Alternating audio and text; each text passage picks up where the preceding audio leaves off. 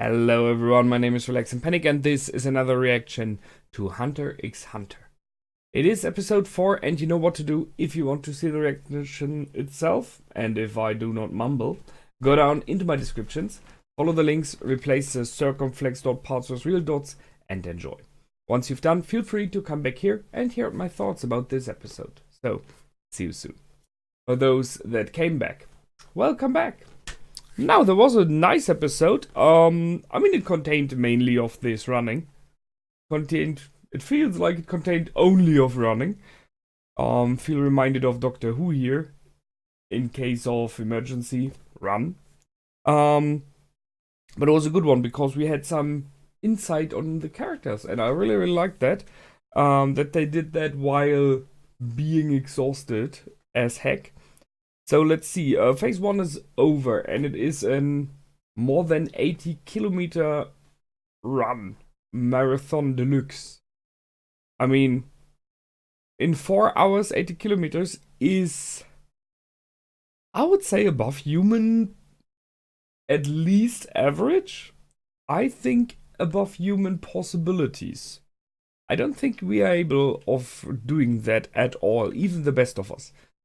Because a marathon is 42 kilometers, and I think the best are like somewhere around 3 hours there. So in 4 hours 80 is nope. But well, those are not normal, they are hunters. So okay. It was not an endurance test. I don't think so. I mean, we had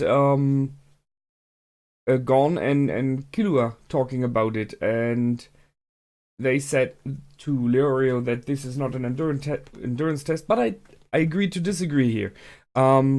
Because for the most of them who are in this test, it was an endurance test. Are you able to keep up? Are you able to be fast enough? You have to be fast enough to finish the finish line before the gate is closed. And are you able to at all do this distance? And we've seen some who were not. As example, our computer guy, who I didn't expect to drop out so soon. I mean, it makes sense. He's the computer guy who's just by definition possibly not so good in sports. But I mean, he was keeping up with like the first 20 kilometers and everything. So, which I couldn't, seriously, I wouldn't be able to. Not at that speed. So, but he dropped out as example, and many others did as well. So, it is an endurance test. For others later on, maybe not. I mean, we've seen the two here clearly having fun, but not being really challenged, as it seems. Then we had the scene with Leorio, which I really liked. The fact that he was about to drop out, about to go down, and then just rips off his dress and is just like, I won't give up. I'm not losing here. This isn't the end, and then just pushes forward. He goes above his limits. That's the thing, and I like that. This moment. He clearly is, when it comes to things like this, keeping up over long times, having the endurance. He is the weakest of the four, but still in a very high level. I mean, that is still a lot that he has done here. I like him, I really do. He's entertaining, and that's a major thing. This telling of him, you are better than that, so don't give up, push forward. We had the talk between Leorio and Kurapika. I like that. A lot of background information. The fact that Leorio is not willing to say what the real background is. He says it's all about money. It's about money. So he had some pretty nasty and bad experiences in his past. So he realized that, so he lost a friend because they couldn't afford the medicine, they couldn't afford the doctor and everything.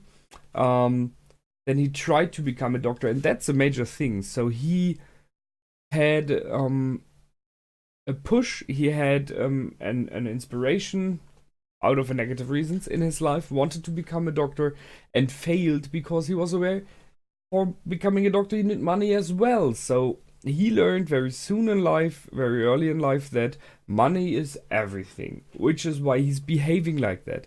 It's not, I'm not sure if he completely believes it, but he is kind of damaged there. In a very sad way, you could say. And Kurapika saw through that, and I like it. So Kurapika sees more in Leorio and was able to get it out, get him to tell what it is about. So he was exhausted, so he lowered his guard as well. But now we know why. And the "you are better than that" came from Kurapika, I just realized. So she sees, if you know what I mean, I'm still guessing. He sees more in him than just is on the outside, than just the money as being a reason.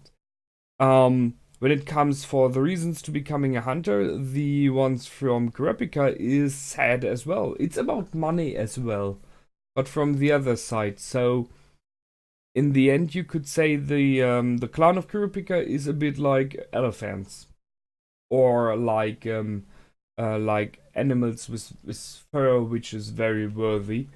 They were hunted down because of a unique thing they had bodily, and that is their eyes. So interesting. If they're very emotional, their eyes change color. So I guess we will see that somewhere in the future, when it comes to Kurapika. But this, let's call it the guild, the shadow, I don't know exactly, enclave, something like conclave, something like that. They hunted down all of them and killed them to take out their eyes and sell them on the black market, because this color is perceived to be fantastic. So in the end, it's a lot like happened with rhinoceros, with the Bengal tiger, with elephants and so on in our world, that were hunted down for parts of their bodies, because humans thought those to be whatever, in a very nice way to have. To have the ivory from the elephants, to have the fur of the Bengal tiger as a sign of being strong, stuff like that. So doing that to humans is even one step further, but then if you are like such a negative organization who does not care about that at all, that makes no difference to you. So yes, I can see that he wants to become a hunter, to have access to the black market's information and find the enclave. And I'm pretty sure we will have some encounters in the future where we will see people who have these eyes, and however they got them, they are in for a hell of a ride, because I'm pretty sure it's very unlikely that they will survive. I mean, just imagine that. It's his whole clan, so you can guess it's his parents, it's relatives as well. And you are encountering someone on the street who is just wearing a necklace of someone you loved who was murdered in the streets and robbed. And you know this necklace belonged to your aunt, let's say. And you see it on the neck of someone else. You know this person either is a killer or somehow was related to the killer. Got that? So what is your initial thing to do? It's not like, excuse me, would you tell me please? It's possibly more likely that you will go hot-headed and about to chop off a head.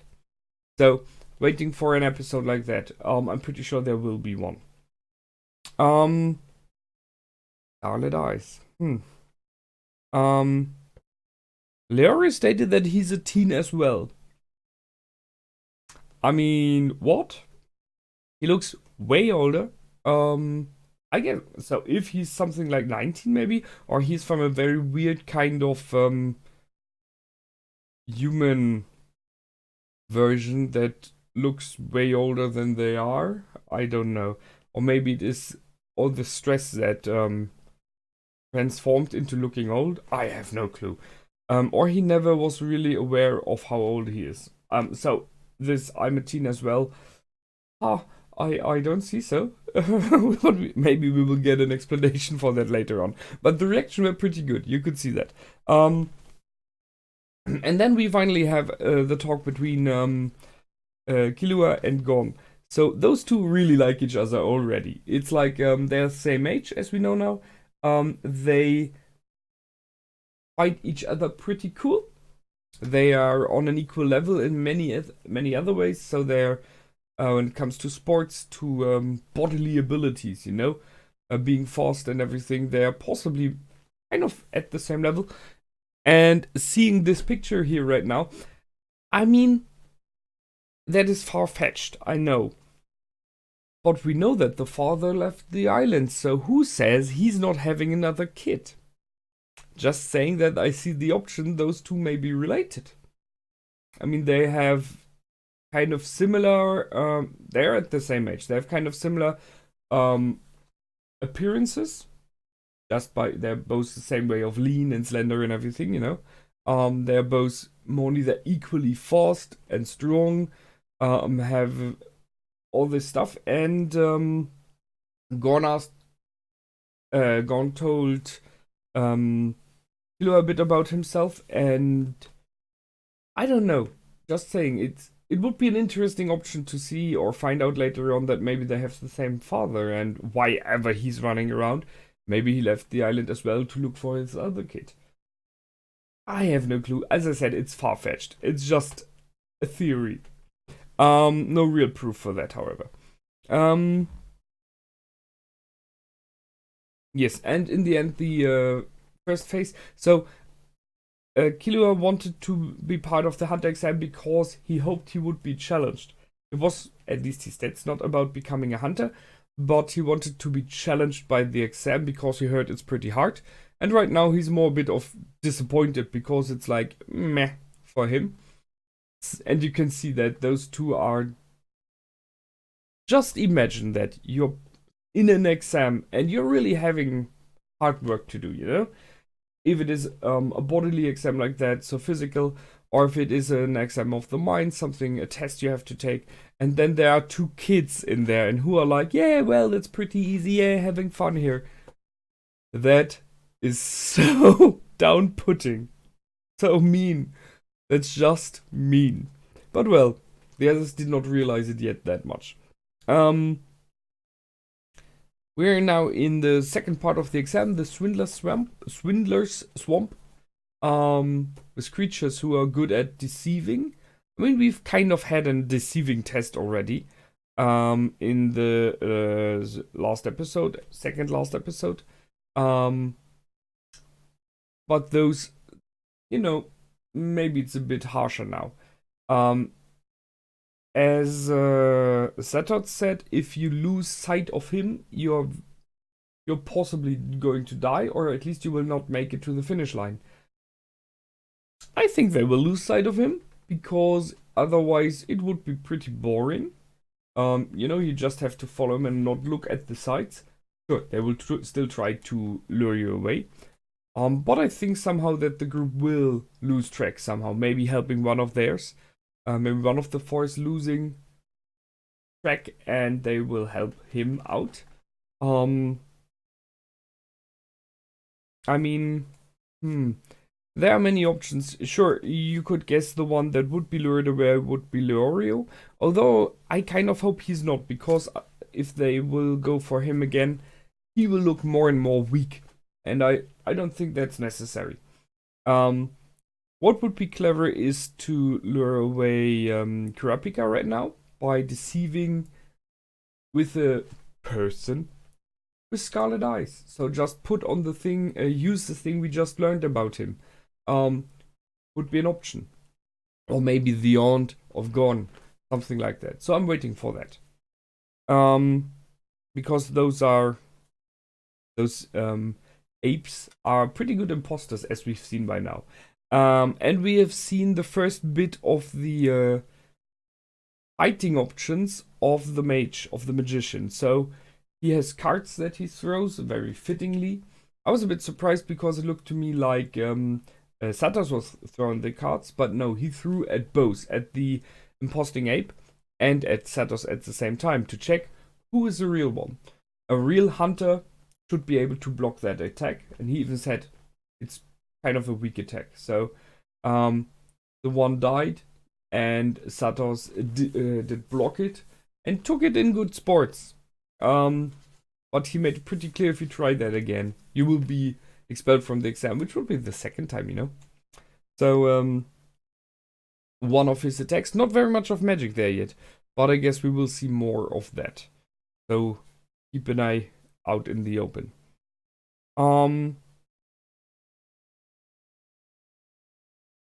Well, I'm a bit surprised about the numbers here. We had 400 and some to be examined. We have 350 plus left. So, I mean, even like 360, something like that. 36, 38 dropped. Looking at this episode, it seemed to me more like, I don't know, most of them dropped out. And there were just like 50 left. So I would have taken the numbers the other way around. If they would have said there are 38 left and 300 and dropped, I would have been, yep, that's fitting. You know, talking about 80 kilometers of running. Why not? But nope, they didn't. It looked way different, as I said. It looked way different in the episode.